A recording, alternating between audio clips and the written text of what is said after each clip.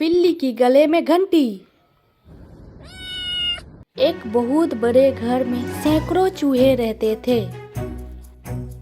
वे चारों ओर उछल कूद करते हुए अपना पेट आराम से भर लेते थे और फिर जब उन्हें खतरा दिखाई देता तो बिल में जाकर छिप जाते थे। एक दिन उस घर में ना जाने कहां से बिल्ली आ गई। बिल्ली की नज़र जैसे ही चूहे पर पड़ती और वो चूहा को झपाट से पकड़कर खा लेती थी।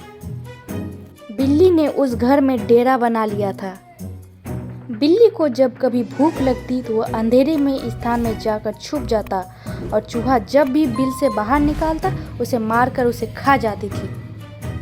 अब तो बिल्ली रोज चूहों का भोजन करने लगी। इस प्रकार बिल्ली कुछ दिन में ही मोटी और ताजी हो गई। इसी तरह चूहों की संख्या धीरे धीरे कम होती गई।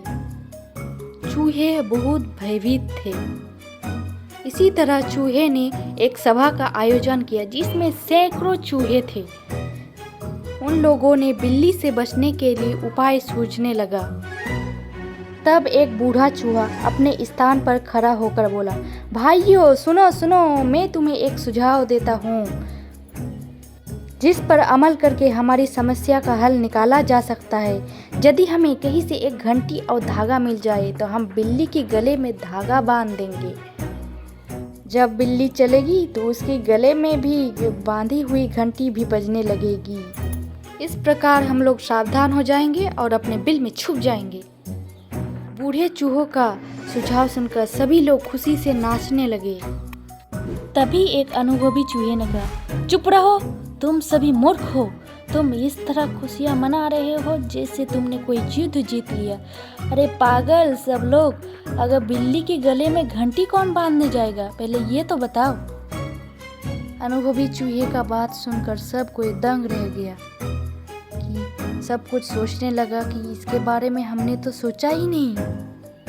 तभी उस बिल्ली की आवाज आई, म्याऊ, और सब कोई दौड़कर अपने बिल में घुस गया। बच्चों, इस पाठ से हमें यही शिक्षा मिलती है कि योजना बनाने का कोई लाभ नहीं यदि उसे लागू ना किया जा सके। तो बच्चों, मेरे चैनल को सब्सक्राइब कीजिए, लाइक कीजिए और शेयर कीजिए। Thank you.